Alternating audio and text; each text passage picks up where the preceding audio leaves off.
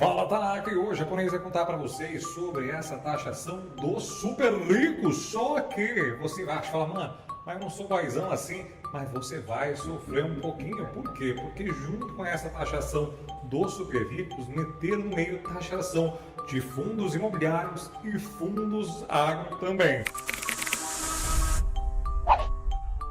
Tanacão, é só no nosso, velho, só no nosso. Pode estar pensando, mano, é justo achar os boizão e tá garagativo todo esse trem maluco que a gente sempre é levado a pensar que é necessariamente bom, porém eles sempre colocam o tacaracativo aqui que vai chegando sempre perto do nosso. Isso porque o gasto do governo, não só aqui no Brasil, mas como quase todo mundo, é muito alto, muito inchado, muito inflado e aí nunca vai ser o suficiente, né? E depois dessa taxação dos fundos exclusivos, o que será que eles vão fazer? Porque vai sempre arranjar um jeito de ficar tomando o nosso. E aí eles mexeram, né, junto com essa MP para taxar os fundos exclusivos, mexeram num trem, numa das 3 regras básicas que fazem com que os fundos imobiliários e fiagros tenham isenção de imposto de renda nos dividendos, que pode começar a azedar a marmita assim, mas a gente sabe, né, que o caminho natural é muito difícil. Por quê? Porque os políticos que fazem as leis, normalmente eles têm offshore, político de fora, tem fundos exclusivos também, e obviamente que isso deve ter alguma mexida ou até não passar no meio do caminho. Isso porque o governo subiu o sarrafo para isenção do imposto de renda, agora vão ser R$ 2.112.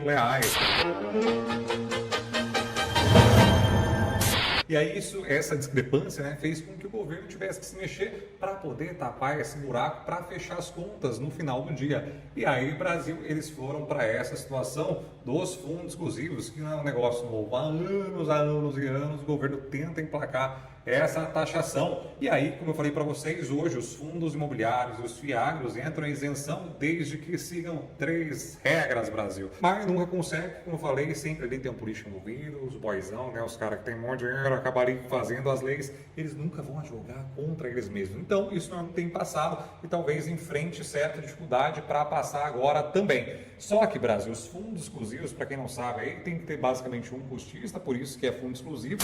É mesmo? Para ter fundo restrito também, que tem até 20 cotistas, e os fundos exclusivos são para os boizão de fato, né? Eles têm muito dinheiro, e aí quando você incorpora o seu dinheiro em um fundo exclusivo, você tem ali uma vantagem tributária gigantesca. Primeiro, porque não tem come-cotas, né? Então a gente sabe que os fundos tradicionais tem come-cotas e os fundos de investimento, eu sei que pessoa física odeia fundo de investimento, porque acha que sempre é melhor que os gestores, tem tudo. Fala, meu Deus, que carteira aqui, tá boizona demais, eu sou o rei da selva. Só que, Brasil, os gestores são muito cabulosos e dentre os boizões, esse mundo que o japonês penetrou, eles adoram os gestores, eles amam falar de gestores, tem muitos fundos que tem grife até, que é chique chegar numa roda de amigos e falar de um determinado fundo de investimento e falar, você não tem, putz, você está perdendo, meu, o que é isso aí? Então é muito bem visto isso entre os caras que têm muito dinheiro no Brasil. E como eu falei para você, eu sempre sei que a pessoa física está na cama e bala fácil, eu deixo com o pai. O pai manja muito mais do que os gestores, tem milhões de equipes que assinam Bloomberg,